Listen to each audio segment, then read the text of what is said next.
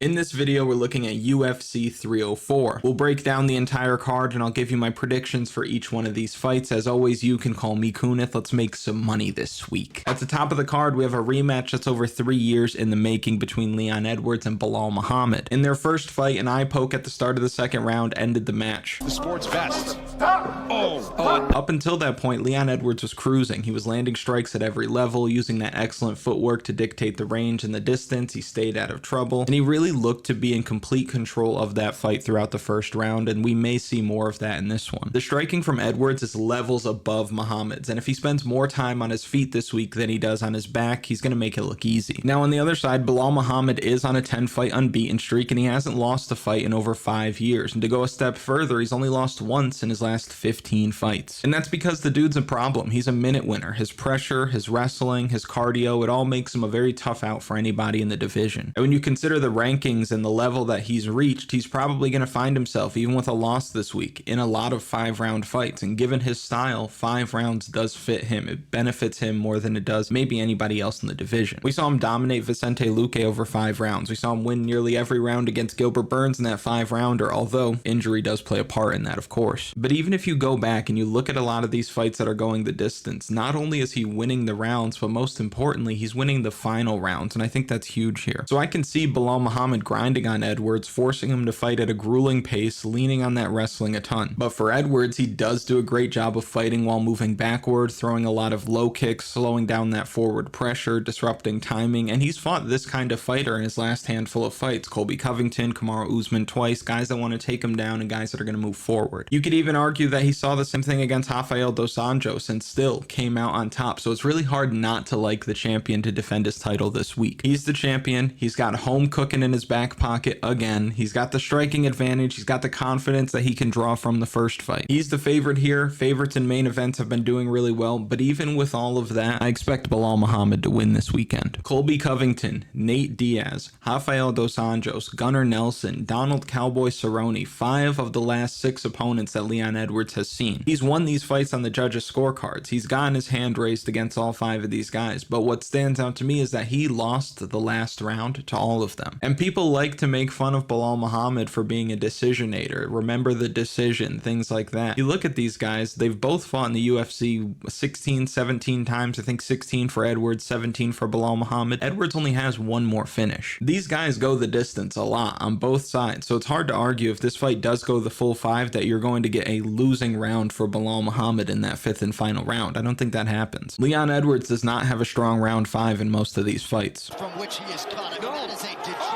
Oscar, I said most. If you're going to throw cheeky clips in there, you need to let me know before we do it and fix the script. Don't set me up like that. So if we got round 5 in the bag, Belal Muhammad really needs to win 2 out of the first 4, and we've seen Edwards taken down, controlled, losing minutes against strong grapplers, and I give the strength advantage to Belal Muhammad if the fight hits the clinch. I can really see him making Leon Edwards work, securing some takedowns along the way, and I don't love going against an English champ in his country because the bias is going to be out of control, but I expect Belal Muhammad to lean on his wrestling, pressure, cardio, strength, and get it done this week. And as far as like things that people say on Twitter, I really don't care. I don't care too much about things that are happening in the sport outside of the fights themselves, but it's hard not to notice a lot of the Belal Muhammad hate out there. I just want you to know, if you are a Belal Muhammad hater, you manifested this. The memes people make with him wearing the belt, joking about these kinds of things, constantly talking about that attention does something on a spiritual level, and some of you listening will understand, and others that'll go right over your head. But what shouldn't go over your head is the pick, because the pick is going to be Belal Muhammad by decision and new. Next, we have a fight between Tom Aspinall and Curtis Blaydes in the co-main event spot. Another rematch on this card from a fight that was stopped in a strange way prior to. Their first fight ended very quickly because Tom Aspinall tore his knee to shreds at the start of the first round, so he lost out on what was probably going to be an awesome fight. It was awesome up until the knee injury for the couple of seconds that we had. So it's good to see both these guys healthy, getting back in there and getting another chance at what is a title eliminator. Although he's defending his interim title, it's kind of a mess. In the first fight, I did pick Curtis Blaydes to win because I had concerns about Tom Aspinall's cardio, which I still do. He wins, but he does it early, and he hasn't really been extended outside of that first round. Even in fights where he has gone into the second round, the guys that he's fighting are pretty gassed, and he's still able to get him out of there early. But what I do like about Tom Aspinall, unmatched hand speed in the division. That is what is winning him a lot of these fights, but even then, it wouldn't be totally fair to attribute most of his success to that hand speed because he's also cutting through guys when the fight hits the mat. He's good wherever the fight is gone. So talent-wise, there's not really any holes in Tom Aspinall's game. He's as good a heavyweight as we have ever seen in the UFC, and I just wonder what he's going to look like if someone extends him past the first 2 rounds. So far, guys haven't been able to do that. Is Curtis Blaydes the guy to do that? Time will tell. Certainly possible. Curtis Razor Blaydes is one of the best heavyweights in the division and has been for a number of years now. Fantastic cardio, has faced the best fighters in the weight class, probably the best wrestler in the division as well. And he's only lost to the most powerful of punchers, Francis Ngannou, Derek Lewis, Sergey Pavlovich, and that's why I expected him to win the first fight. I didn't expect it to go that way, but we did pick him in that fight. He had the edge in level of competition. Wrestling edge was on his side. There's no question marks surrounding his cardio the way that they are for Tom Aspinall. In this fight, however, I have to go the other way. I think Tom Aspinall wins. I think he wins early. It's got early knockout written all over it. Since coming into the UFC, Curtis Blaydes has made some massive improvements in the striking department, of course, and it shows fight in and fight out. But Tom Aspinall's on another level when it comes to his striking, and he's probably going to show it this week. When you look at how fast he got rid of Sergey Pavlovich, how cleanly he disposed of Marcin Tybura, it's clear that the injury that he suffered during that Curtis Blaydes fight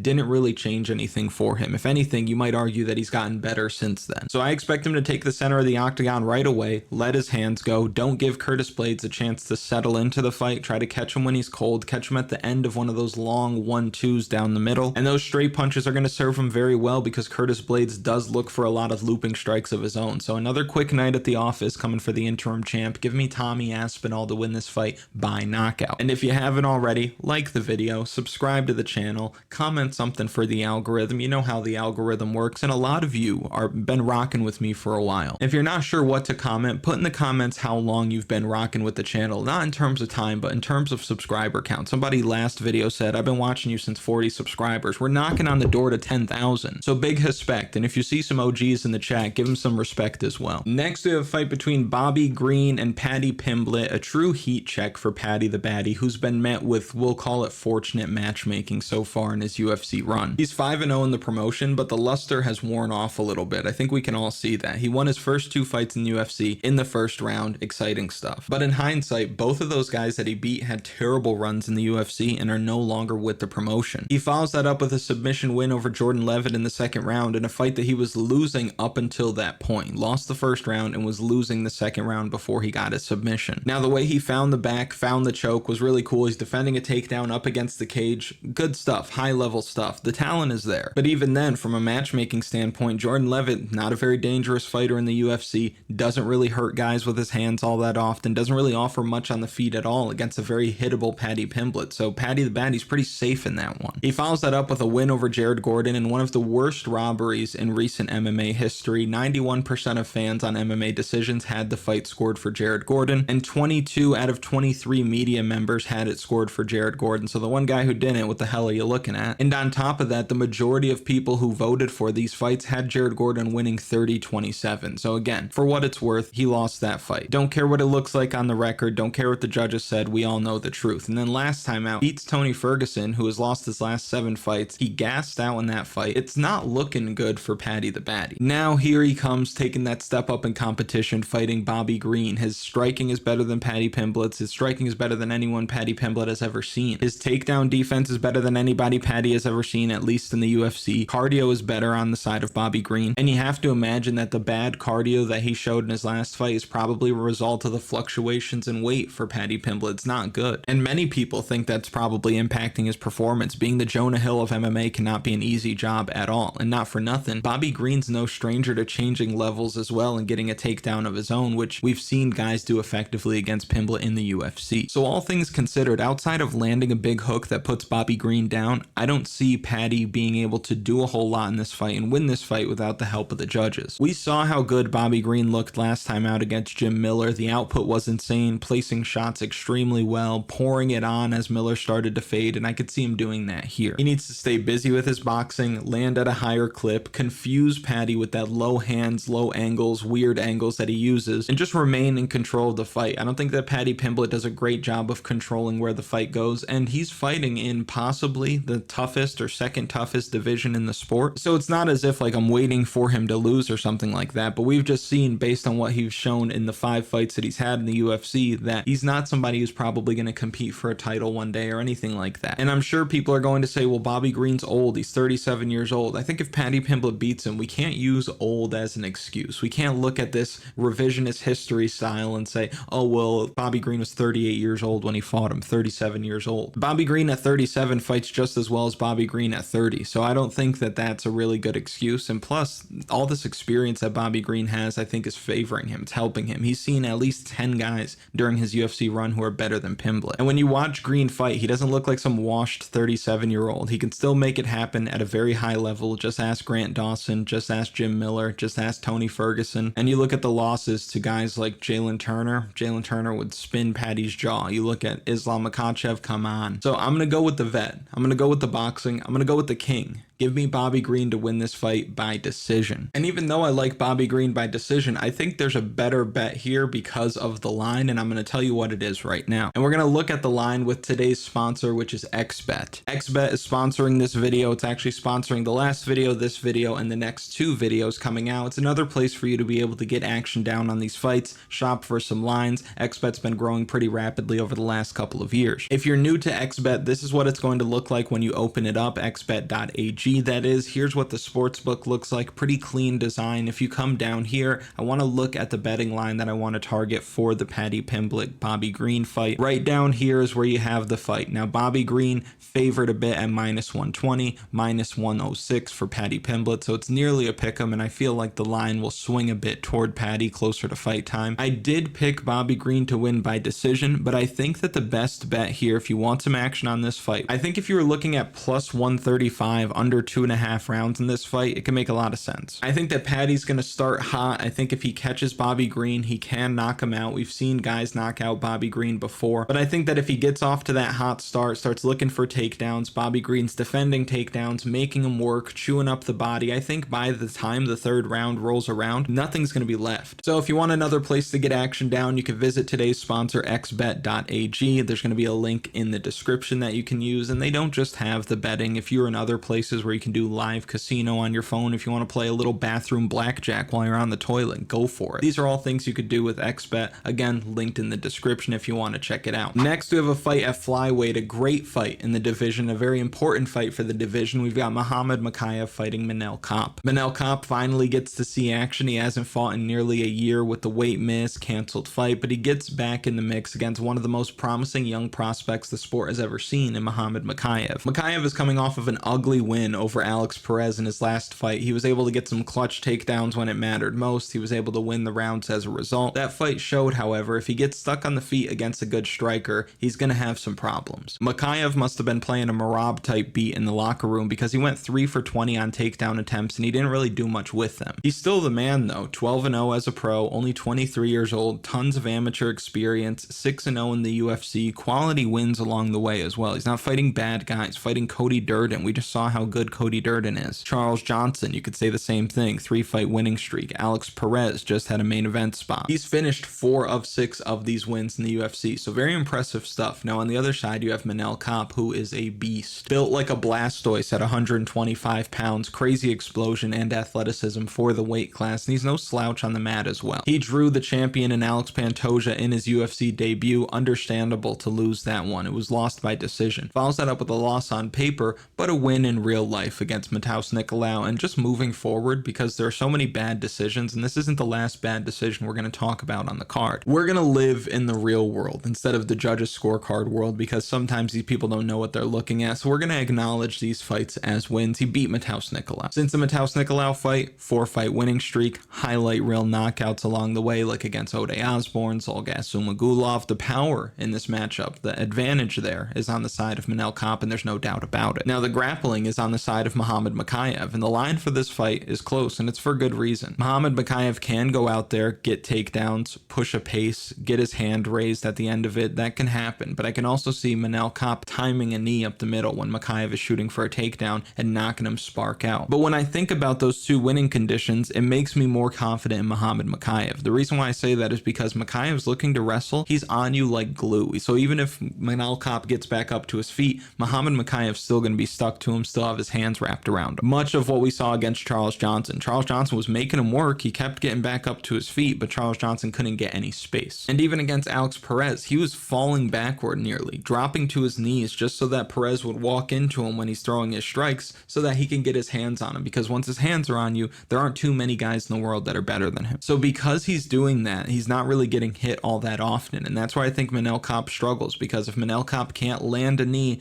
timing one on his way in, then I think he struggles to land any real fight-ending shots. He's going to land punches here and there, but a fight-ending shot, or one that has Muhammad Mokaev rocked, that creates a big moment where Manel Kape wins the round, I think he's going to struggle to find those. So I like Mokaev to do what he does best: smother Kape with his grappling, live in that clinch, win more minutes, win more rounds, win on the judges' scorecards. Give me Muhammad Mokaev this week by decision. And Muhammad Mokaev might find himself on the official betting article on KunithMMA.com this week. The official betting article of the week last week was strong. Over 40% ROI on the bets that we put in last week. Happy with the performance, happy with the fights that we had last week, happy with the picks that we had last week. Unfortunately, the prop of the week last week did not hit. Belal by decision, broke our little streak the way that Duho Choi broke his eyeballs. But Muhammad Mokaev by decision, will he be prop of the week? Possibly. You can find that on KunithMMA.com. You can get your free prop of the week, and if you want everything else, you can go grab yourself a total access package so that you can have access to the official betting article that slapped last week, and we plan to slap again this week. And for all of your DFS needs, tools, strategy, data model, things like that, projections, if you want all of that, that can also be had on KunithMMA.com with a total access package. By far the best way to support the channel. That'll be linked in the description and in a pinned comment. Back to the breakdown. Next we have a fight between Arnold Allen and Giga Chikadze. Arnold Allen, a pretty sizable favorite here, and it's really hard to argue against. The guy's 10-2 in the UFC. Those only losses are back-to-back losses to Max Holloway and Movsar Evloev, two of the best fighters in the division. And to go a step further, those are two guys that would absolutely eat Giga Chikadze's food. So Arnold Allen, he could do everything. He's fought high-level competition.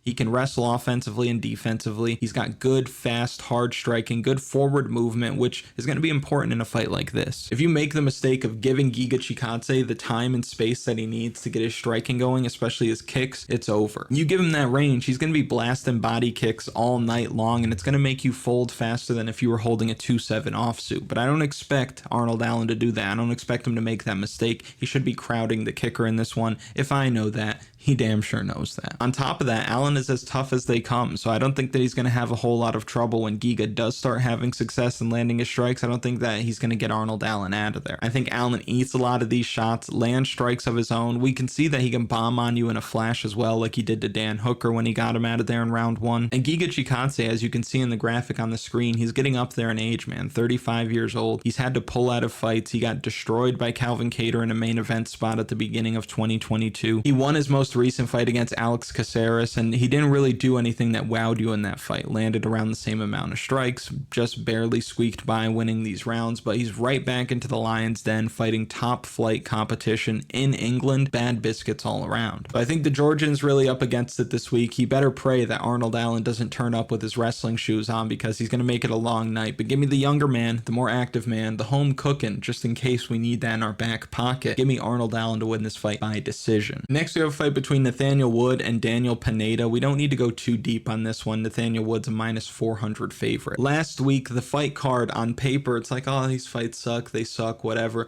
But at least the matchmaking was good. At least we had close lines. On this one, it's typical England card. The card is so chalky. Big favorites everywhere you look. Last week, pick'ems everywhere. You had value falling out of your fucking pockets. But this week, we've got Nathaniel Wood as a minus 450 favorite, like it's Bellator or PFL or some kind of basura basura like that. Lacks couth is what I'm saying. But nevertheless, Nathaniel Wood gets it done this week. Daniel Pineda's a badass, but he's 38 years old, 5-6 in the UFC. No wins over guys that are still in the promotion. I think that Nathaniel Wood runs through him this week. Too young, too fast. I expect him to get takedowns here, find the back, sink in a rear naked choke sometime after the first round, because Pineda's going to give us pretty solid effort through those first 4 minutes, but he's going to gas hard after that. If you want a better price on Nathaniel Wood, you might as well take him by submission. That's the pick for the fight. Give me Nathaniel Wood. Give me the prospect at 30 years old by submission. Next, we got a fight between Molly McCann and Bruna Brasil. Molly McCann coming off of a much needed win in her last fight. She put it on Diana Belbizia, throwing a lot of strikes in that first round. She got takedowns in that fight, found an armbar at the end of the first round. Impressive win, and again, a much needed win to snap a small losing streak. And she had the grappling edge in that fight, which I think made all the difference. And I don't just say that because of the result, obviously. Oh, she's a better grappler, she found an armbar. Cool, I get that. But what I'm saying is that in fights that she's losing in the UFC, in her 5 UFC losses, she's being out-grappled. Out of those 5 losses, 3 of those losses were by submission, and the 2 decision losses that she had, combined, she was taken down 12 times and controlled for nearly 20 minutes. So if a fighter can put Molly McCann on her back, they're going to do well, and I think that Bruna Brasil might be able to do that. On the feet, though,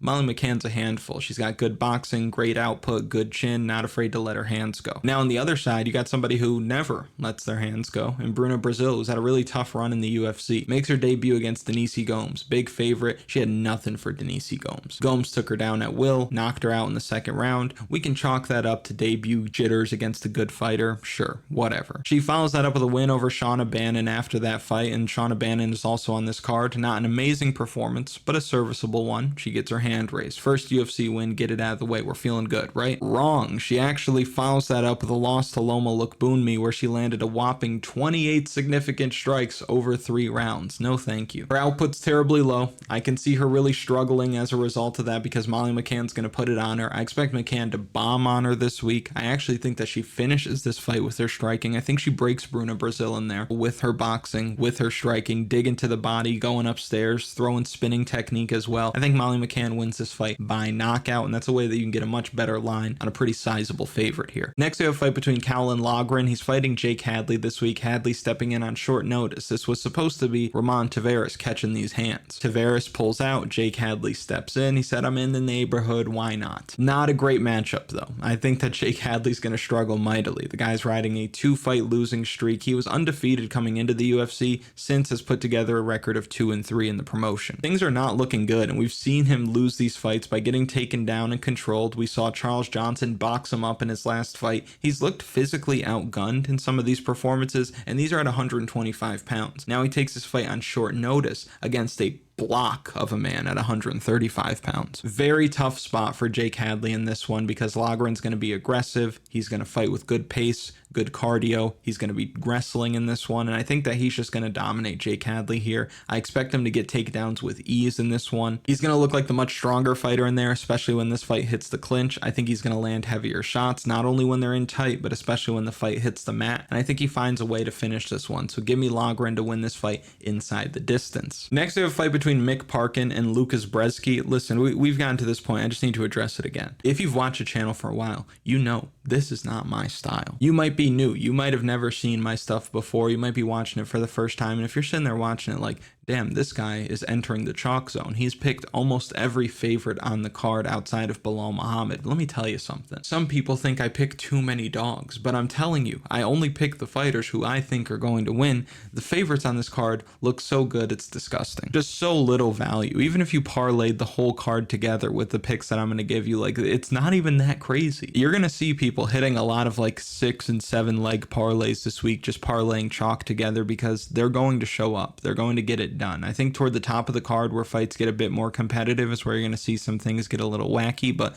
a fight like this, Mick Parkin, come on. Mick Parkin 9-0 as a pro, 3-0 in the UFC, solid. And he doesn't really do anything that wows you or jumps off the page, but he's steady. Good cardio for the division, and that's important at heavyweight. Lukasz Brzeski has good cardio as well. Cardio is what won him his fight over Walter Walker last time out. Cashed as a pretty big underdog in that one. Doesn't move me in the slightest. Lukasz Brzeski, not somebody who I think is going to be long for the UFC at all. 7-1 coming into the promotion. Well, rather coming into this Contender Series fight where he wins that fight. pops for estrogen blockers, so he was on the juice, and he's looked awful since. Now Mick Parkin, he's probably just going to outwork him here, beat him to the punch, land jabs, take him down a couple of times, win the minutes. I don't expect to finish here. Brzeski's a tough guy. He's going to hang in there. He's going to do some things, but he's not going to win any rounds. I think you're getting a clean sweep on the scorecards for Mick Parkin this week as he moves to 10-0, 4-0 in the promotion, giving Mick Parkin to win this fight by decision. Next, we have a fight between Oban Elliot and Preston Parsons. We saw Elliot win his debut against Val Woodburn, and that fight, a lot of people expected it to be a walk in the park for Elliot, and it was not. Val Woodburn dropped him. He hurt him with the hands. He took him down. Elliot was able to win that fight, however, with his wrestling. He was able to control Val Woodburn for over 9 minutes of a 15-minute fight. So he battles through some adversity, shows some good cardio, ends up winning that fight, winning his debut. All things are well in the Oban Elliot camp. Now on the other side, Preston Parsons, coming off of a win over Matt Semmelsberger, dominated that fight every round. He won every round. He secured 7 takedowns. Even before that, he took Trevin Giles down 3 times in a very close fight that could have been scored either way. I'm not calling that a robbery though. We saw him take down Evan Elder 4 times, and Evan Elder is a dog, and he beat Evan Elder. So if these guys both want to grapple and push a pace, it's going to come down to who can get to their spot first and more effectively. I'm taking American wrestling over Welsh wrestling all day long. If Val Woodburn is going 2 for 2 on takedowns when he's gassed out in the 3rd round, I expect Preston Parsons to have no problem getting the fight to the mat on his terms. The only thing that I wish I would see less of with Preston Parsons is sometimes he gets a bit overzealous. Like you watch that fight against Matt Semmelsberger, he's giving up good positions. For example, he's got a front headlock position. Instead of circling around to the back, let me jump guillotine and then end up on bottom, because guillotines don't work. Or if he's about to take the back, let me try to jump and get my hooks in there and then fall over the top and end up in bottom. So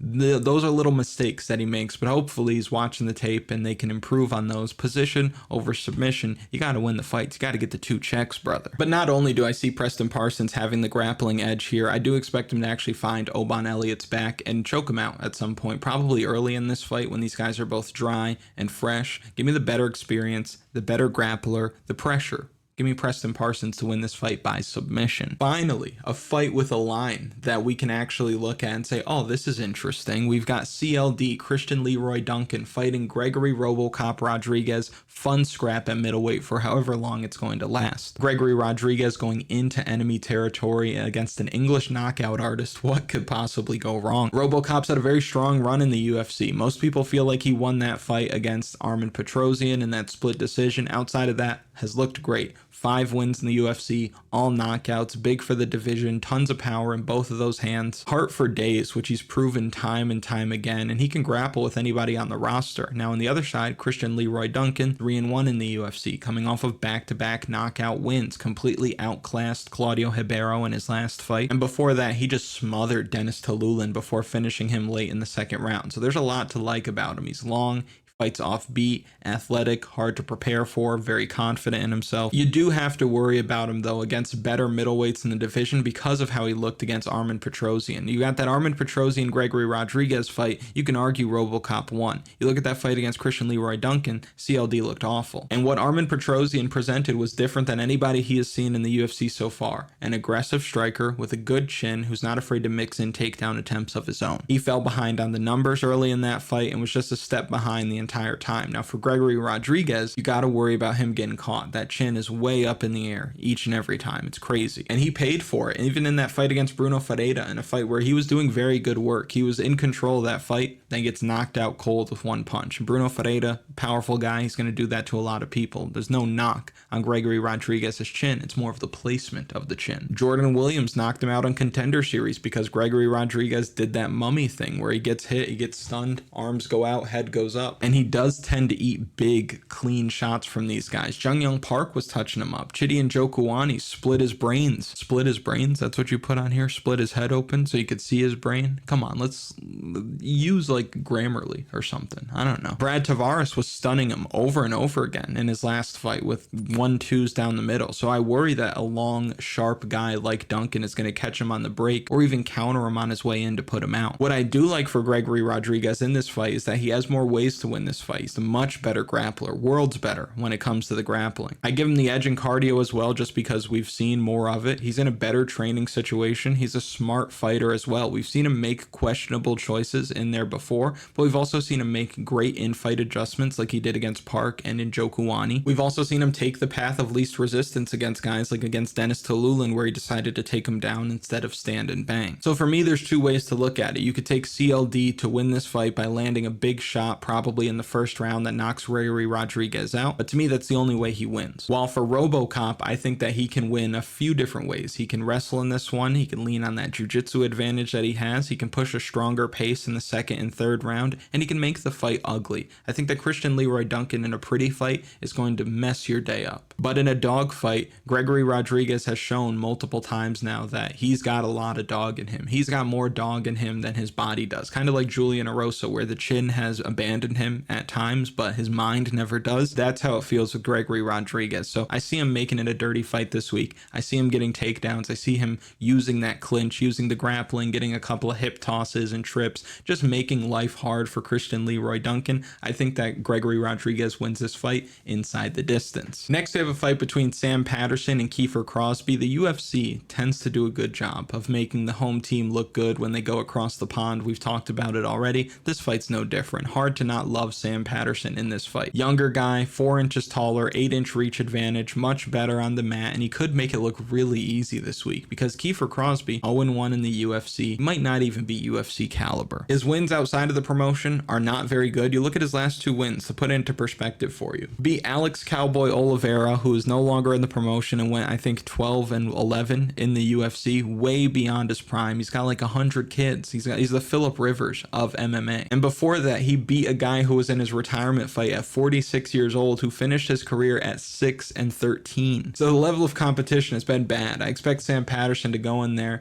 get a takedown early, find the back quickly like he did against Johan Lainez, and win this fight. Give me the youth, give me the length, give me the Englishman, give me Sam Patterson to win this fight by submission. Next, we have a fight between Sean O'Bannon. She's fighting Alice Ardeline this week. This fight just changed, I think, yesterday when I was looking at this, so we had to make this on the fly. Alice Ardeline is stepping in on short notice, making her UFC debut on a pay-per-view card. Very tough spot, very bright lights. Sean O'Bannon is looking to get her first win in the UFC after dropping her debut to Bruna, Brasil. At the time of recording this, she's like a -200 betting favorite. If you see that line, take it. The writing is on the wall for this one. Ardeline is coming into this one super aggressive. She's going to come out there and try to knock Sean O'Bannon out in the first round. She might give us a good first round of action, but that adrenaline dump is going to smack her about 4 minutes in, and she's going to fade and fade hard, and that's when Sean O'Bannon's going to be able to take control of this fight. Full camp, looking forward to the date, got the bad UFC debut out of the way. She's going to be firing on all cylinders in this one and really pull away in the latter stages. So she'll use her size and pace to overwhelm the debutante this week. She's going to win the rounds, maybe even pick up a finish, but it is women's MMA. We've seen a trend here. A lot of these fights have been going to decision lately over the last couple of months, so give me Sean O'Bannon to win this fight by decision. And then lastly, we have a fight between Modestas Bukauskas fighting Marcin Prachnio this week. If you haven't, like the video, just get it out of the way. Let's break the like record. What's the like record, Oscar? Quick. Do you even pay attention? Do you even watch? Marcin Prachnio in his last fight, for what it's worth, he looked career best. He stayed very busy, kept the range exactly where he wanted it, and really outworked Devin Clark over 15 minutes with that karate style that he has, which you don't see a lot in the heavier weight classes. But that's how he rolls. He's been able to keep a roster spot for years as a result. Big respect. And on the other side, Modestas Bukauskas coming off of a loss to Vitor Petrino, clean check left hook that drops him. But you know what? There's no shame in that. Both these guys have been finished by Vitor Petrino, but before that, he was riding a 4-fight winning streak, and I actually like me some Modestas Bukauskas. He's super steady, throws a good jab, moves pretty well, very tough. He was on the wrong side of a bad decision against Michal Oleksiejczuk. He should have won that fight. He also beat Tyson Pedro, beat Zach Paunga, and he's only 30 years old, so he still might be hitting that fighting prime after accruing a lot of very high-level experience along the way. And I can appreciate that Modestas Bukauskas is a confusing puzzle for a lot of guys to solve out there, but I like Bukauskas in this fight. I think that he's longer, quicker. He's going to be the one moving forward in this fight. On paper, Prachnio does have better output, but he's been rocked and dropped before. He started his UFC run with 3 straight knockout losses, all in the first round, and I could see Modestas Bukauskas finding a home for a straight left hand that puts him down at some point. So give me the younger man, give me the longer man, give me Modestas Bukauskas to win this fight. I think it's going to be by knockout. If you've made it to this point in the video, thank you so much for watching. I really do appreciate it. Make sure you like the video, subscribe to the channel, comment something for the algorithm, and I will see you later in the week for final picks. Let's go.